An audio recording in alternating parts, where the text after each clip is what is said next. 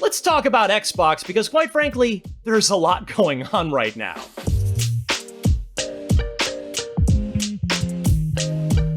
The hardcore community's confidence in Xbox is seemingly at a low not seen in over a decade, since the Xbox One's online check-in requirements and the TV-first messaging instantly torched all of the momentum that had been carefully and brilliantly built up over the course of the Xbox 360 generation. Who wants a brand new Xbox? Yeah! The root of the issue this time comes down to an existential question about the Xbox platform itself.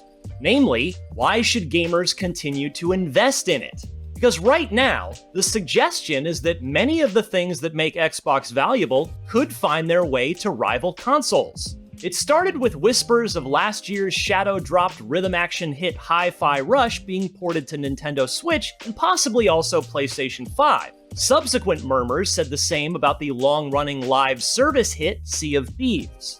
These, I admit, didn't really bother me the way it irritated many in the Xbox community. Hi-Fi Rush is fantastic to be sure, but it isn't a AAA blockbuster release that draws new players into the Xbox ecosystem.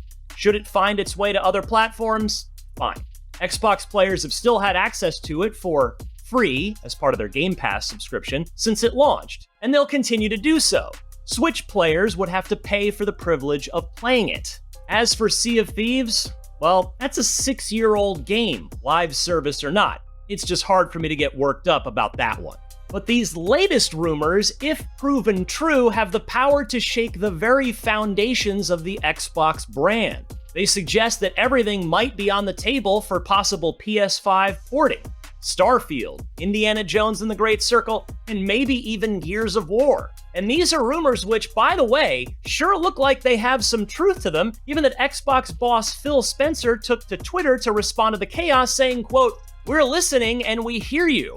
We've been planning a business update event for this next week, where we look forward to sharing more details with you about our vision for the future of Xbox. Stay tuned," end quote.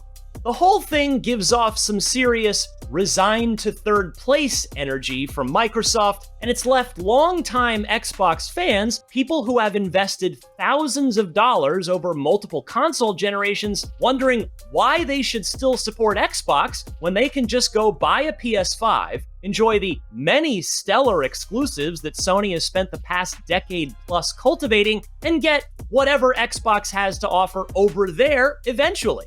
In short, consumers have shown Microsoft loyalty, but now it feels like perhaps it's not being reciprocated. You can't just run away from your problems. Truly, Xbox Game Pass is really the console now, not the Series X or Series S. It's been trending this way for a while, and it's admittedly weird to wrap your head around, but it's interesting to see it actually happening. You'll still get that good Xbox Game Pass deal and get it first on Xbox, but will that be enough to get people into your ecosystem?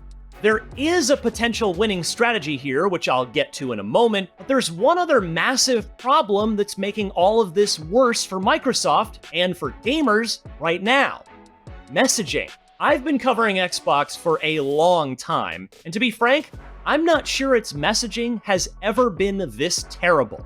Frequently, it's hard to decipher what the company means. Last year, Phil Spencer told Eurogamer that, quote, "We think our games should be available in more places," end quote, but offered no concrete parameters around what that means. Is it more places in the physical realm, with Game Pass going quite literally everywhere via phones and other portable devices?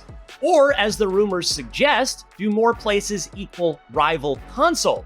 Poor communication around what Microsoft perceives as a place for Xbox has done nothing but damage to the fears and the discourse around the brand. Maybe you should have built yourself a life of meaning. On top of that, Xbox's messaging is almost always reactive rather than proactive. Brand is in a constant defensive state. It's been this way since 2013, and it makes Xbox look weak, honestly. Sony and Nintendo just aren't like this. But anytime Xbox takes a step forward, if you've noticed, there's seemingly a rake on the ground that smacks them in the face and causes them to stumble backwards, and it's always self-inflicted. Case in point, already in 2024, we've gone from, yay, the developer direct was great, to this whole mess now. Last year, they had a killer start to the year with the first Xbox Developer Direct and the shadow drop of Hi-Fi Rush, until they failed to see the train wreck that was Redfall until it was far too late, hyping its first ever $70 first-party game to be the next big thing from renowned developer Arcane, instead of seeing what was really about to ship and resetting community expectations accordingly.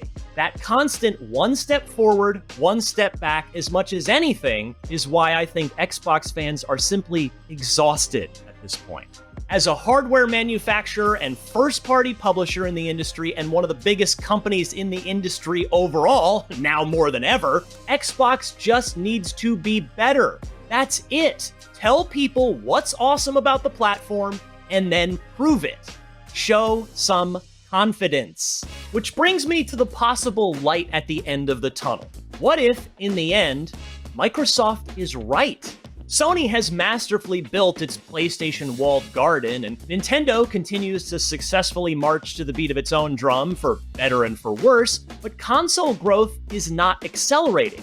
Mobile growth is. If Xbox is everywhere, on consoles, PCs, and phones, is that the winning long-term strategy? Does Gen Alpha, talking about the 14 and under crowd here, even care about platforms? Do they just want games on all devices, but especially whichever device is closest to them at that moment, whether it's a phone or a console or a PC?